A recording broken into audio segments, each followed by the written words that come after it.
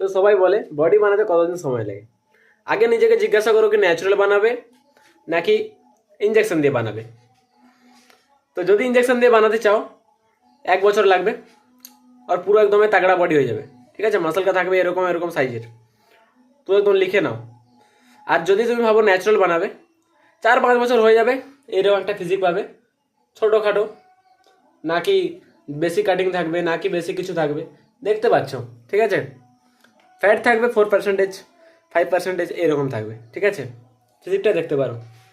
আর যদি ফার্স্ট থেকে চেষ্টা করো যে অ্যাপস রাখবে পেটে, তাহলে নাকি মাসল বিল্ডের দিকে ধ্যান দেওয়ার কোনো দরকার নেই, ঠিক আছে।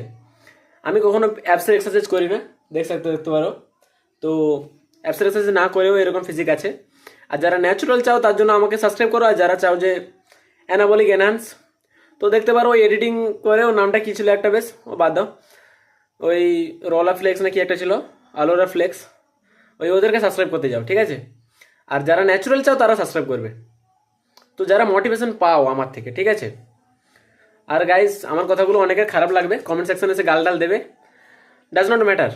ন্যাচুরালি যদি করি না, আরে ভুল না করলে দোষ কিসের আমার। কেউ নিজে নিজে প্রশ্ন করে দেখুক না, ন্যাচুরাল করছে না ভিতরে কিছু লাগাচ্ছে, ঠিক আছে, সেটা নিয়ে কথা নয়। আর যারা যারা ন্যাচুরাল করবে সাবস্ক্রাইব করো, আর যারা যারা করবে না তাদের টাটা বাই বাই, ঠিক আছে।